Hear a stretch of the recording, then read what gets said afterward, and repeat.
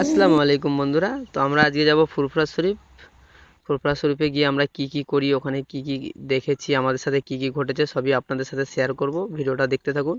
আমাদের ট্রেনটা চলে এসেছে, আবার ট্রেনে উঠে যাব, উঠে চলে যাব সাঁকরাইল। ট্রেনে ওঠার পরে এখানে আমার মামাতো ভাই মামা ওরাও আগে থেকে অলরেডি আসছিল, তো ফোনে যোগাযোগ হয়েছিল নানা, তো এদের সাথেই যাব আমরা ফুরফুরা আজকে। ট্রেনে ওঠার পরে ট্রেনটা আমাদের ছেড়ে দিল।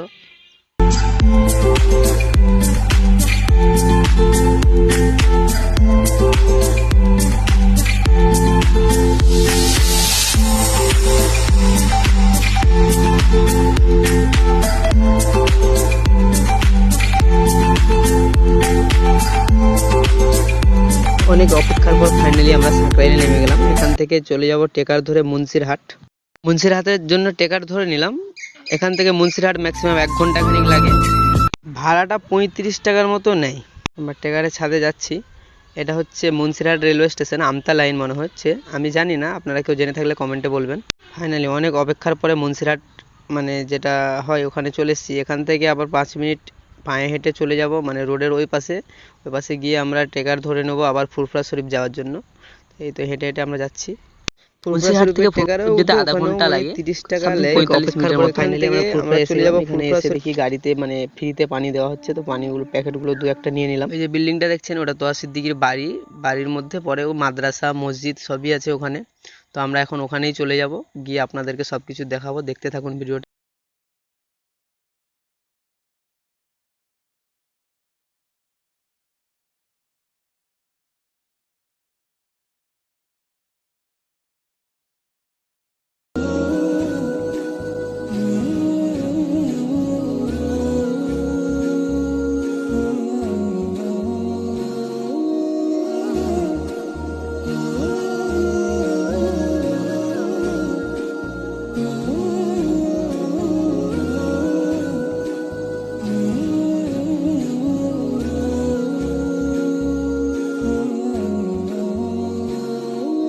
তো সিদ্দিকী বাড়িতে ঢোকার পরে এখানে বলছে নামাজ হবে, সবাই লাইনে দাঁড়িয়ে যাও।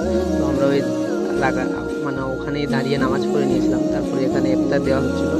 আমরা সবাই ইফতার খেয়ে দিয়ে এখান থেকে তোয়া সিদ্দিকীর বাড়ি থেকে বাড়িয়ে চলে যাব দাদা হুজুরের মাঝে। তোয়া সিদ্দিকীর বাড়ির কাছে মোটামুটি ভিড় ছিল। দ্বিতীয় দিনে আমরা গিয়েছি তাই তেমন একটা ভিড় নয়, লাস্ট দিনে গেলে ভিড়টা মনে হয় বুঝতে পারতাম। তো আজকে তেমন একটা ভিড় ছিল না। তোয়া সিদ্দিকীর রাত্রেবেলা কেমন লাইটিং করছে আপনারা দেখছেন। তো এখান থেকে আমরা বাড়িয়ে চলে যাব এবার উজল পুকুরের দিকে। ওই দিক থেকে যাব দাদা হুজুরের মাজার। এই যে এখানে গাড়িগুলো দেখছেন, এখানে ভাই হাজার হাজার গাড়ি দাঁড়িয়ে থাকে। জায়গাটার নাম হচ্ছে উজল পুকুর, ফুরফুরা শরীফ উজল পুকুর। এখানটায় দেখছেন হাজার হাজার গাড়ি। লাস্ট দিনে তো ভাই গাড়ি চোখেই পড়ে নেই, এত গাড়ি এখানটায় থাকে। পুকুর পাড়িয়ে আমরা সামনের দিকে এগিয়ে যাচ্ছি, দাদা হুজুরের মাজারের দিকে আর কি। এটাই সেই টিনের আটচালা, যেখানে মানে এখানে একটা ইতিহাস আছে কি, দাদা হুজুরের এখানে পালকি ঝুলানো ছিল। এখানে একটা অনেক বড় ইতিহাস আছে, আমি ঠিক মতো জানি না। তারপরে এই দাদা হুজুরের মাজারের কাছে আমরা চলে এলাম। এই যে দাদা হুজুরের মাজার দেখতে পাচ্ছেন।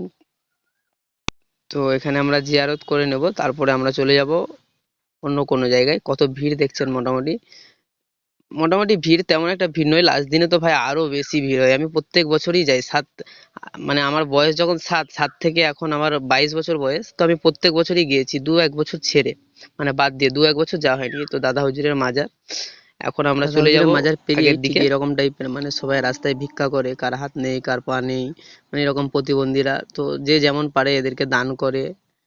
একটা ছোট্ট ভিডিও আপনাদেরকে দেখানোর চেষ্টা করেছি। এরকম পুরো ভাই পুরো লাইন ধরে একদম তুমি যে শুরু করবে উজল পুকুর থেকে পুরো একদম ফুরফুরা শরীফ শেষ পর্যন্ত এরকমই দেখতে পাবে। মানে এরকম সবাই রাস্তায় শুয়ে আছে, ভিক্ষা চাইছে। ওইরকম দেখতে দেখতে আমরা চলে এলাম ছোট হুজুরের দরবারে, এই মাজার শরীফের কাছে। এটা ছোট হুজুরের দরবার। এখানেই আমি মাদ্রাসায় পড়তাম ছোটবেলায়।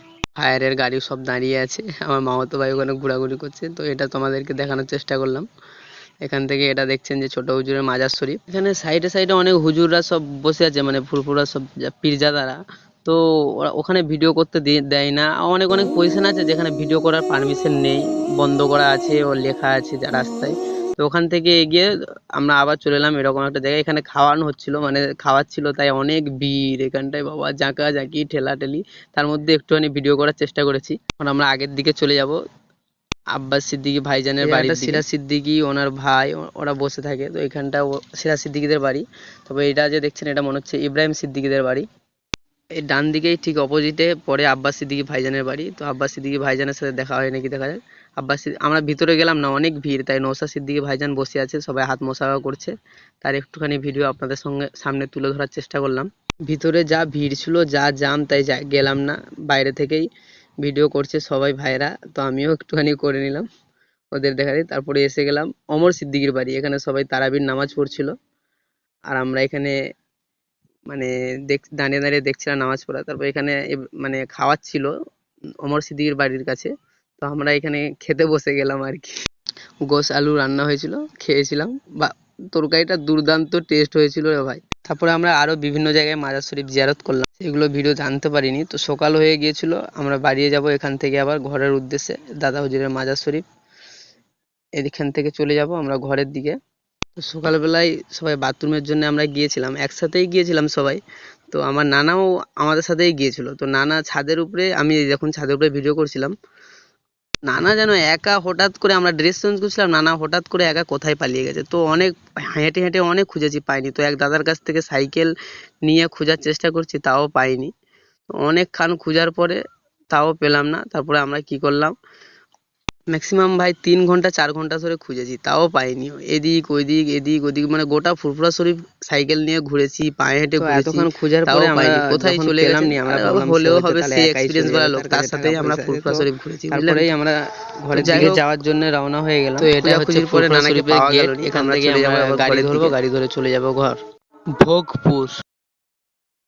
ফাইনালি আমরা ঘর চলে এসেছি। আসার পরে আমার নানিদের ওখান থেকে ফোন আসছিল যে নানা ঘর চলে গেছে, মানে ও একা একাই চলে গেছে, আমাদেরকে খোঁজার চেষ্টা করছিল, পাইনি, তাই সে একাই ঘর চলে এসছে। তো ভিডিওটা কেমন হলো জানাবেন। যেমন পেরেছি, যা পেরেছি সাজিয়েছি, সাজানোর চেষ্টা করেছি, আপনাদেরকে ভালোভাবে মানে দেখানোর চেষ্টা করেছি। তো আজকের মতো টাটা, দেখা হচ্ছে অন্য কোনো ভিডিওতে।